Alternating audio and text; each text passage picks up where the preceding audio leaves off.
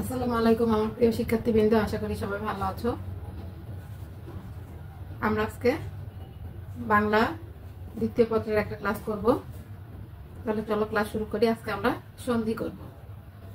তাহলে সন্ধি সম্পর্কে আগে আমরা জানি, সন্ধি সম্পর্কে ধারণা নিই, তারপরে সন্ধি শুরু করি। সন্ধি কি? সন্ধি হচ্ছে পাশাপাশি দুটি ধ্বনির মিলন। সন্ধি বলতে আমরা কি বুঝি? পাশাপাশি দুটি ধ্বনির মিলন। পাশাপাশি বলতে পারি, সন্নিহিতও বলতে পারি। পাশাপাশি বললেও হবে, সন্নিহিত বললেও হবে। পাশাপাশি দুটি ধ্বনির মিলন যখন হয় তখনই কি হয়? সন্ধি হয়। তাহলে যেমন আমি যদি বলি আশাতীত, আশাতীত হচ্ছে একটা শব্দ। আশাতীতকে যখন আমরা ভাঙবো তখন কি হবে? আশা যোগ অতীত। হিমালয় একটা শব্দ, হিমালয়কে যখন আমরা ভাঙবো, সন্ধি বিচ্ছেদ করব, তখন কি হবে? হিম যোগ আলয়। তাহলে আশাতীত থেকে আমরা কি পাচ্ছি? আশা তালবা শয়ের সাথে কি পাচ্ছি? আকার। আর অতীতের সাথে অ পাচ্ছি। আ যোগ অ ইজিক্যাল টু কি হচ্ছে? আ হচ্ছে। আবার হিমালয়ের হিমের ময়ের সাথে আমরা অ পাচ্ছি, আর আলয় থেকে আমরা কি পাচ্ছি? আ পাচ্ছি। তাহলে অ যোগ আ ইজিক্যাল টু আ। তাহলে এখানে দেখো সন্ধি বিচ্ছেদ যখন আমরা করবো, পাশাপাশি ধ্বনির মিলন হচ্ছে। এই যে অ এর সাথে আ বা আর সাথে অ, কখনো রস্যের সাথে রস্যই, কখনো দীর্ঘের সাথে দীর্ঘই, কখনো রস্যের সাথে রস্য, এভাবে আমরা সন্ধি মিলন করবো। এই সন্ধির ধ্বনির মিলনকে আমরা কি বলছি? সন্ধি বলছি। তাহলে পরিভাষায় বলছে সন্নিহিত দুটো ধ্বনির মিলনের নাম কি? সন্নিহিত দুটি ধ্বনির মিলনের নাম হচ্ছে সন্ধি। একটা উদাহরণ দিচ্ছে আশাতীত, আর একটা উদাহরণ দিচ্ছে হিমালয়। এরকম আছে তন্মধ্যে, তন্মধ্যে ত যোগ ম নয়ময় করেছে যুক্তাক্ষর এটা। তাহলে আমরা যে সন্ধি করব, সন্ধি করার উদ্দেশ্যটা কি? আমরা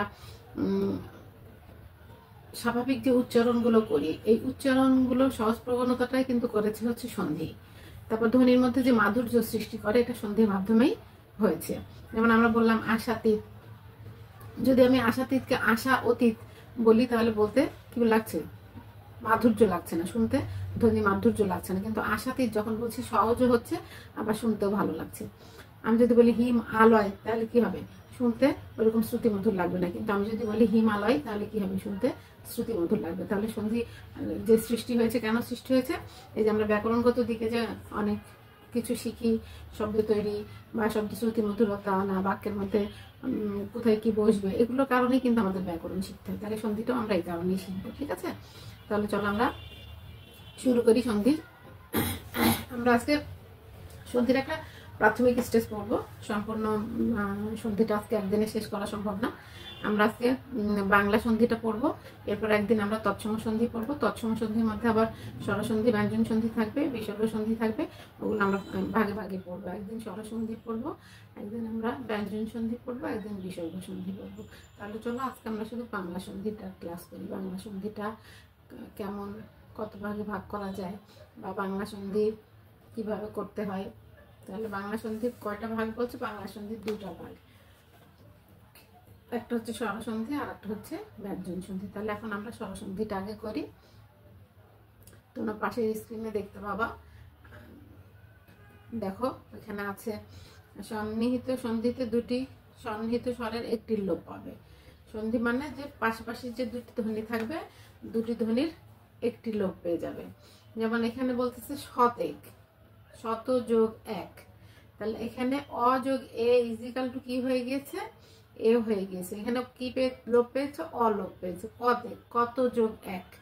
এরপর বলতেছে আ যোগ আ ইজিক্যাল টু আ। এখানে একটা আ লোপ পাবে। যেমন বলতেছে শাখা যোগ আরি, শাখার খতেও আকার দিচ্ছে, আরিতেও আকার দিচ্ছে, কিন্তু যখন আমরা একসাথে শাখারই উচ্চারণ করছি, তখন কিন্তু একটা আ লোপ পেয়ে যাচ্ছে। যেমন বলছে রূপালী, রূপা যোগ আলি, রূপা পয়াকারে আকার থাকতেছে, আলির আতে আকার থাকতেছে, কিন্তু যখন আমরা একসাথে রূপালীটা উচ্চারণ করছি, তখন কিন্তু একটা আ লোপ পেয়ে যাচ্ছে। তাহলে সন্ধি কি হবে? সন্ধি হচ্ছে এরকম ধ্বনির লোপ হবে, যে কোনো একটা ধ্বনির লোপ হবে। এটাই হচ্ছে সন্ধির নিয়ম। এরপরে বলতেছে আ যোগ রস্যু দিয়ে কি হচ্ছে? মিথ্যুক। বলতেছে মিথ্যা যোগুক, মিথ্যুক। হিংসুক, হিংসা যোগুক, হিংসুক। নিন্দুক হচ্ছে নিন্দা যোগুক, নিন্দুক। তাহলে দেখো আ যোগ রস্যু, এই যে মিথ্যুক, এটা হচ্ছে আ যোগ রস্যু ইজিক্যাল টু রস্যু। এখানে কিন্তু আর একটা লোপ পেয়ে যাচ্ছে। যখন আমি বলতেছি মিথ্যা, মিথ্যার সাথে আ বলতেছি, আবার উক বলতেছি, কিন্তু যখন আমি পুরোটা একসাথে উচ্চারণ করছি তখন কিন্তু আকারের উচ্চারণ আমি করছি না। কি বলছি আমি তখন? মিথ্যুক, হিংসুক, নিন্দুক। তাহলে এখানে আলোপ পেয়ে যাচ্ছে। বাংলা সন্ধিগুলো আমরা কিভাবে করছি বুঝতে পারছো, পাশের স্ক্রিনে দেখতে পাচ্ছ তোমরা। তারপরে দেখো কুড়িক, একটা উদাহরণ আছে কুড়িক, 20 যোগ 1। তারপর ধনিক, ধনী যোগ 1। গুটিক, গুটি যোগ 1। তাহলে এখানে রস্যই যোগে ইজিকাল টু রস্যই, এখানে একার লোপ পেয়েছে। এখানে কি লোপ পেয়েছে? কুড়িকে একার লোপ পেয়েছে। তারপর বলতেছে আশির, 80 যোগ এর। নদীর, নদী যোগ এর। তাহলে আমরা প্রথম যে নিয়মটা পড়লাম, সন্ধিতে দুইটি সন্নিহিত স্বরের একটি লোপ পাই। এখানে আমরা একটি কিভাবে লোপ পাই সেটা দেখলাম। প্রথমটা হচ্ছে অযোগ এ, এটা থেকে কি লোপ পেয়েছে? আ লোপ পেয়েছে। এ লোপ, অলোপ পেয়েছে। আযোগ আতে আলোপ পেয়েছে। আযোগ রসুতে আলোপ পেয়েছে। আযোগ রসইতে কি পেয়ে লোপ পেয়েছে? একার লোপ পেয়েছে। তাহলে 2 নম্বর নিয়মে কি বলছে দেখো, কোন কোন স্তরে পাশাপাশি দুটি স্বরের শেষটি লোপ পাই। এখানে যাচ্ছে তাই, একটা শব্দ বলছে যাচ্ছে তাই। আমরা যদি সন্ধি বিচ্ছেদ করে যাচ্ছে যোগ তাই হবে? হবে না। যা যোগ ইচ্ছা যোগ তাই। তাহলে এখানে কি হলো? আ যোগ রস্যের মধ্যে রস্যই লোপ পেয়ে গেল, যাচ্ছে তাই হয়ে গেল। আ যোগ রস্যের মধ্যে কি লোপ পেয়ে গেল? রস্যই লোপ পেয়ে গেল। যা যোগ ইচ্ছা যোগ তাই, যাচ্ছে তাই। এখানে একটাই উদাহরণ দিয়েছে যাচ্ছে তাই দিয়ে, তোমরা এটা একটু মনে রাখার চেষ্টা করবা, তাহলেই হবে। এটা এমন কোনো কঠিন কিছু না, একটু মনোযোগ দিয়ে পড়লে মনে রাখতে পারবা। তাহলে এটা আমরা পড়লাম বাংলা সন্ধির স্বরসন্ধি। এতক্ষণ আমরা যেটা পড়লাম সেটা হচ্ছে বাংলা সন্ধির স্বরসন্ধি। এখন আমরা বাংলা সন্ধির ব্যঞ্জন সন্ধিটা পড়বো। আজকে আমরা কি পড়বো? আজকে আমরা শুধু বাংলা সন্ধিটাই পড়বো। ওইখানে হচ্ছে স্বরধ্বনির সঙ্গে স্বরধ্বনির মিলনে যে সন্ধি হয় সেটা হচ্ছে স্বরসন্ধি। এখন আমরা পড়বো স্বর সাথে ব্যঞ্জন, ব্যঞ্জনের সাথে ব্যঞ্জন এবং ব্যঞ্জনের সাথে স্বরের মিলনে যে সন্ধি হয় তাকে ব্যঞ্জন সন্ধি বলে। স্বরসন্ধিতে হচ্ছে স্বরের সাথে স্বরের মিলন হবে, আর ব্যঞ্জনে হচ্ছে ব্যঞ্জনের সাথে স্বর বা স্বরের সাথে ব্যঞ্জন বা ব্যঞ্জনের সাথে ব্যঞ্জনের মিলনে যে সন্ধি হয় তাকে ব্যঞ্জন সন্ধি বলে। এখানে দেখো বলছে যে প্রকৃত বাংলা ব্যঞ্জনের সন্ধি হচ্ছে সমীভবনের নিয়ম। এটা হচ্ছে আমাদের একটা ব্যাকরণের একটা অধ্যায় আছে, একটা চ্যাপ্টার আছে, ওই চ্যাপ্টারে সমীভবন আছে, সমীভবন বিষমীভবন এগুলো আছে। তোমরা যখন এটা পড়বা তখন এটা বুঝে ফেলবা ওই সমীভবনের সাথে এই নিয়মটার মিল আছে, ব্যঞ্জন সন্ধির নিয়মের মিল আছে। তাহলে আমরা ব্যঞ্জন সন্ধির 1 নম্বর নিয়মে কি বলছি? প্রথম ধ্বনি যদি অঘোষ হয়, আমরা ঘোষ অঘোষ কোথা থেকে শিখেছি বলো তো? মনে আছে তোমাদের? ঘোষ অঘোষ আমরা শিখেছি স্বর বর্ণ ব্যঞ্জন বর্ণ যখন আমরা করেছি। ব্যঞ্জন বর্ণের ছকটা যখন আমি তোমাদেরকে শিখিয়েছি, যেমন আমাদের স্পর্শ বর্ণ কয়টি? 25টি, ক থেকে ম পর্যন্ত। আমাদের ক বর্গীয় বর্ণ কয়টা? 5টা, ক খ গ ঘ ম। এই ক থেকে ম পর্যন্ত 25টা বর্ণের মধ্যে আমাদের বর্গীয় বর্ণ কয়টা আছে? 5টা। ক, চ, ট, ত, প। এই ক, চ, ট, ত, প বর্গীয় বর্ণের যে বলছে যে অঘোষ, প্রথম ধ্বনি যদি অঘোষ হয়, আমাদের ক আর খ প্রথম 2টা বর্ণকে আমরা কি বলেছি? যে আঙ্গুল দিয়ে আমি তোমাদের শিখিয়েছিলাম, মনে আছে? যে এই 2টা অঘোষ, এই 2টা ঘোষ, এটা হচ্ছে নাসিক্য। তাহলে এই 2টা হচ্ছে ক খ, এই 2টা হচ্ছে গ ঘ, এটা হচ্ছে উম। তাহলে এই 2টা অঘোষ, এই 2টা ঘোষ, এটা নাসিক্য। আবার দেখো যখন অল্প প্রাণ মহাপ্রাণ করবো, 1 আর 3 অল্প প্রাণ, 2 আর 4 মহাপ্রাণ। আর নাসিক্যর জায়গায় নাসিক্য বজায় থাকে, নাসিক্য নাসিক্যর জায়গাতে থাকে। তাহলে 1 আর 3 অল্প প্রাণ, 2 আর 4 মহাপ্রাণ।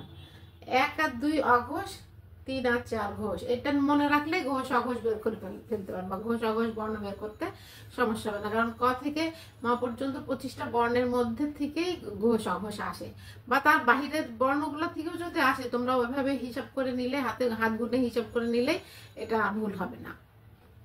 তাহলে এখানে বলছে প্রথম ধ্বনি যদি ঘোষ হয়, পরবর্তী ধ্বনি ঘোষ হলে দুটি মিলে ঘোষ কি হবে? দ্বিত্ব হবে। যেমন এখানে বলছে ছোড়দা, আমরা ছোট দাদাকে কি বলি? সংক্ষিপ্ত করে বলি না? ছোড়দা, বড়দা, সেরকম বলি না আমরা? তার মানে কি সন্ধিতে বলতেছে সন্ধিতে ঘোষ ধ্বনি পূর্ববর্তী অঘোষ ধ্বনিও ঘোষ হয়। ঘোষ ধ্বনির পরে যে অঘোষ ধ্বনি থাকে সে অঘোষ ধ্বনি কি ধ্বনি হয়ে যায়? ঘোষ ধ্বনি হয়ে যায়। তাহলে এখানে ছোটদা কি হবে?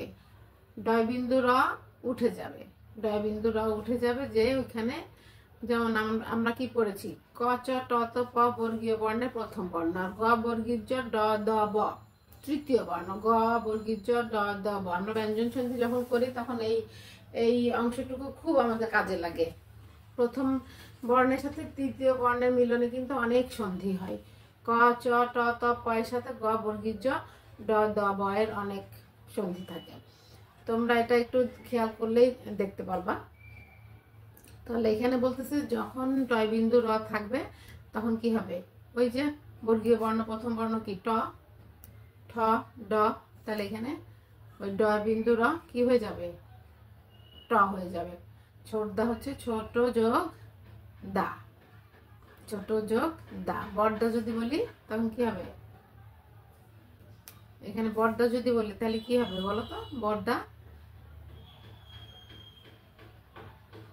বড় বানানতে বড় বানান যখন আমরা বলতেছি ড বিন্দু র দিয়ে বানানটা বলতেছি তখন কি হবে? এই যে এখানে যেমন ট হয়ে যাচ্ছে, ছোটদা, ছোট যে তাকে ছোটদা বলতেছে, বড় যে তাকে বড়দা বলতেছে। তাহলে এখানে নিয়ম অনুযায়ী ট হবে, ঠিক আছে। এবার বলতেছে হলন্ত বর্ণ, মানে বদ্ধাক্ষর বিশিষ্ট। হলন্ত বর্ণ কোনটাকে বলি আমরা বলো তো? হলন্ত বর্ণ আমাদের কোনটা? যখন আমাদের স্বরবর্ণের উচ্চারণটা না থাকে, তার মানে কি আমার স্বল্পতম প্রচেষ্টা আমি যতটুকু উচ্চারণ করতে পারি। যেমন এখানে বলতেছে আন্না, এই যে বললাম আর যোগ না আন্না, এই আর রয়ের নিচে হস চিহ্ন দিলাম। তার মানে কি যখন হস চিহ্ন বসে তখন হচ্ছে স্বরধ্বনির উচ্চারণ থাকে না, সেই ক্ষেত্রে হস চিহ্নটা বসে। যখন স্বরধ্বনির উচ্চারণ থাকে তখন কিন্তু হস চিহ্ন আর বসে না, মনে থাকবে। তাহলে এখানে আন্না কি হচ্ছে? আর যোগ না আন্না, চারটি, চার যোগটি চারটি, ধন্না ধর যোগ না ধন্না, দুধ ছাই দুধ যোগ ছাই দুধ ছাই। এখানে কি হচ্ছে? এই যে আন্না নয় নয়, চারটি টয় টয়, ধন্না নয় নয়, দুধ ছাই চয় ছয়, এগুলো কি হচ্ছে? সব উঠে যাচ্ছে, যুক্ত বর্ণগুলো উঠে যাচ্ছে। যে ওইখানে কি যুক্ত হচ্ছে?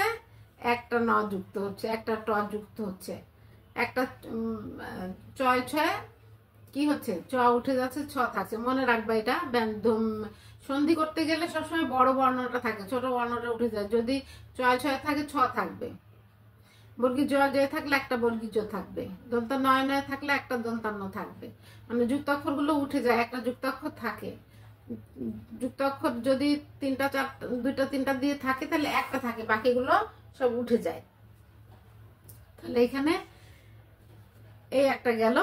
এরপর এটা বলছে যে দ্বিত্ব কি হচ্ছে? র লুপ্ত হয়ে দ্বিত্ব হচ্ছে। যেমন আর এর সাথে র আছে, র লুপ্ত হয়ে যাচ্ছে, যে নয় নয় হয়ে যাচ্ছে। আর যোগ না আন্না, চার যোগটি চারটি, র এর লুপ্ত হচ্ছে। 2 নম্বর নিয়মটা হচ্ছে হলন্ত র বদ্ধ অক্ষরে যখন হয় তখন এটা কি হয়? পরধ্বনির সাথে র লুপ্ত হয়ে যায়, যে যুক্ত অক্ষরে কি হয়ে চলে আসে? একই বর্ণ দুইবার চলে আসে। এরপর বলছে চ বর্গীয় বর্ণ। চ বর্গীয় বর্ণ কোনটা বলো তো? চ ছ বর্গীয় জ ঝ মিয়, এটা হচ্ছে চ বর্গীয় বর্ণ। ত বর্গীয় বর্ণ কোনটা? ত থ দ ধ দন্তান্ন।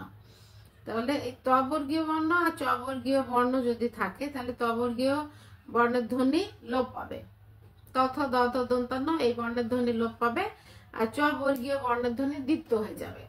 যেমন চ ছ বর্গীয় জ ঝ এগুলো যেগুলো থাকবে সেগুলো সব দ্বিত্ব হয়ে যাবে। যেমন এখানে বলতেছে নাচ জামাই, নাচ জামাই, তখন কি হচ্ছে? নাচ যোগ জামাই, নাচ জামাই।